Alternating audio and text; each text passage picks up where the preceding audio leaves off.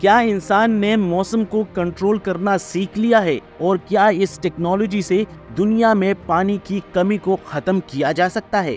السلام علیکم دوستو، دنیا کی سوچوں میں خوش آمدید۔ کیسا لگے گا اگر میں آپ کو بتاؤں کہ انسانوں نے کسی حد تک موسم کو کنٹرول کرنا سیکھ لیا ہے۔ کلاؤڈ سیڈنگ ٹیکنالوجی کی مدد سے ہم جہاں چاہے مصنوعی طور پر بارش کر سکتے ہیں۔ یہ ایک ایسی ٹیکنالوجی ہے جو کئی سالوں سے استعمال ہو رہی ہے۔ چین جیسے ممالک اس ٹیکنالوجی پر کروڑوں ڈالر خرچ کر چکے ہیں۔ یہ سن کر آپ کے ذہن میں سب سے بڑا سوال یہ ہوگا کہ کیا واقعی یہ ٹیکنالوجی اتنی شاندار ہے؟ تو پھر ہمارے ملک میں پانی کا بحران، جیسے کہ بعض جگہوں پر طویل خشک سالی ہے اور بعض جگہوں پر زیادہ بارشوں کی وجہ سے سیلاب کا باعث بن رہی ہے، ان تمام مسائل کو حل کرنے کے لیے اس ٹیکنالوجی کا استعمال کیوں نہیں کیا جاتا؟ آج اس ویڈیو میں آئیے کلاؤڈ سیڈنگ ٹیکنالوجی کو بہتر طریقے سے سمجھتے ہیں۔ کلاؤڈ سیڈنگ ٹیکنالوجی کو سمجھنے سے پہلے ہمیں بادلوں کو سمجھنا ہوگا۔ بادل کیا ہے اور یہ کیسے بنتے ہیں؟ آپ سب نے اسکول میں مادے کی 3 حالتوں کے بارے میں ضرور پڑھا ہوگا، یعنی ٹھوس، مائع اور گیس، سالڈ، لیکوڈ اور گیس۔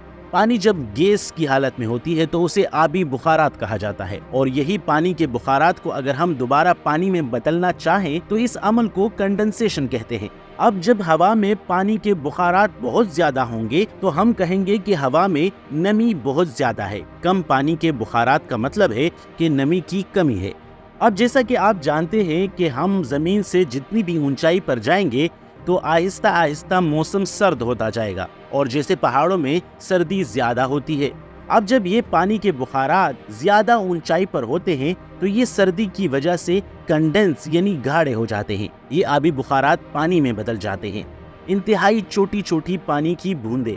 جب یہ پانی کی بوندیں ہوا میں معلق ہوتی ہے تو ہمیں یہ بادل نظر آتے ہیں۔ شروع میں ان پانی کی بوندوں کا قطر 1 ملی میٹر کا 100واں حصہ ہوتا ہے، یعنی انتہائی چھوٹے، اور ایک بادل میں ایسی لاکھوں بوندیں ہوتی ہیں۔ اگر بادل اس سے بھی زیادہ اونچائی پر ہو اور ماحول اور بھی زیادہ سرد ہو تو اس کا مطلب ہے کہ کنڈنسیشن کے عمل میں یہ پانی نہیں بلکہ یہ برف میں بدل جائے گی، یعنی کہ چھوٹے چھوٹے برف کے کرسٹل بن جائیں گے۔ اس لحاظ سے ہم بادلوں کو 2 قسموں میں تقسیم کرتے ہیں، ایک پانی کی بوندوں سے بنا ہوا تو دوسرا برف کے کرسٹل سے بنا ہوا۔ دونوں کے درمیان فرق آسانی سے دیکھا جا سکتا ہے۔ برف کے کرسٹل والے بادل زیادہ اونچائی پر ہوتے ہیں۔ یہاں تک اگر آپ سمجھ چکے ہیں تو اب اگلا سوال آتا ہے کہ یہ بادل برستے کیسے ہیں؟ ہوتا یہ ہے کہ جب یہ چھوٹی چھوٹی بوندیں جمع ہوتی ہیں تو یہ ایک دوسرے کے ساتھ ملنا شروع ہو جاتی ہے، اور اس طرح یہ بادل بڑے ہونا شروع ہو جاتے ہیں۔ جب یہ چھوٹی چھوٹی بوندیں ایک دوسرے سے ٹکرا کر ایک دوسرے کے ساتھ گل مل جاتی ہیں تو یہ بڑی بوندیں بناتی ہیں، اور یہ بڑی بڑی بوندیں ہوا میں اپنے وزن کی وجہ سے زمین کی طرف آنا شروع ہو جاتے ہیں، اور اس طرح یہ زمین پر بارش کی صورت میں یا برف باری کی صورت میں گرتے ہیں۔ سردی کے موسم میں جب آپ سانس لیتے ہیں تو آپ کے منہ سے ایک دھواں نکلتا ہوا محسوس ہوتا ہے۔ یہ دراصل بادل بننے کا ہی ایک پروسیس ہے۔ کلاؤڈ سیڈنگ ٹیکنالوجی کوئی نئی نہیں ہے۔ 1943 یعنی 1943 میں امریکی کیمیاءدان اور ماہر موسمیات ڈاکٹر ونسنٹ شیفر نے ایک تجربہ کیا۔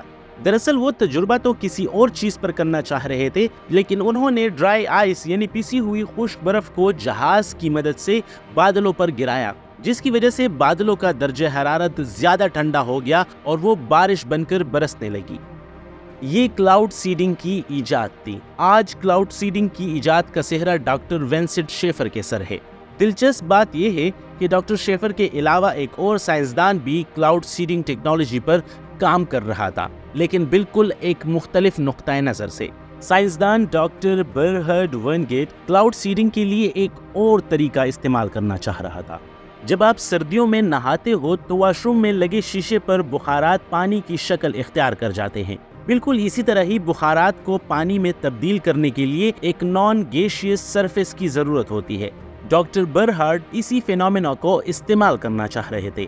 ڈاکٹر برہارڈ کی منطق تھی کہ اگر ایک بہتر سطح فراہم کی جائے تو کنڈنسیشن کا عمل تیز ہو سکتا ہے۔ اس نے سلور آئیوڈائڈ جیسے کیمیکلز پر تجربہ کیا۔ سلور آئیوڈائڈ کا استعمال کرتے ہوئے اس نے پایا کہ دراصل سلور آئیوڈائڈ پانی کے بخارات کے لیے ایک اچھی سطح فراہم کرتی ہے۔ سلور آئیوڈائڈ بہت زیادہ نمی کو جذب کرنے کی صلاحیت رکھتی ہے۔ तो ये बुखारात इस तरह पानी में तब्दील हो जाते हैं। आज हम सिल्वर के आयोडाइड जैसे कई मवाद के बारे में जानते हैं जो अपने इर्द गिर्द नमी को जज़्ब कर सकते हैं, और इन मवाद को हम क्लाउड सीड कहते हैं। जैसा कि डॉक्टर शेफर ने बादलों के ऊपर ड्राई आइस फेंकी थी, हम इन क्लाउड सीड्स के मवाद को इस्तेमाल कर सकते हैं और उन्हें बादलों पर फेंक सकते हैं ताकि कंडेंसेशन के अमल को तेज किया जा सके। ये टेक्नोलॉजी कोई नई नहीं है, 1946 से ही ये जनरल इलेक्ट्रिक इस्तेमाल करती आ रही है और उस वक्त ये एक इनकलाबी दरियाफ्त। तारीख में पहली बार इंसान मौसम को कंट्रोल करने में कामयाब हुआ था। इसके बाद क्लाउड सीडिंग का अमल आहिस्ता आहिस्ता बेहतर होता गया। सबसे पहले लोगों ने महसूस किया कि बादलों पर क्लाउड सीड्स फेंकने के लिए हवाई जहाज़ों के जरिए क्लाउड सीडिंग का तरीका बहुत महंगा है। इसका मुतबादिल ये था कि जमीन से रॉकेट बरसाए ताकि ये क्लाउड सीड्स को बादलों के ऊपर बखेर सके। जैसे ही दुनिया के लोगों और हुकूमतों को इस इजाद का इल्म हुआ, हर किसी ने इस क्लाउड सीडिंग टेक्नोलॉजी को अपने फायदे के लिए इस्तेमाल करने के मुख्तलिफ तरीके तलाश करना शुरू कर दिए।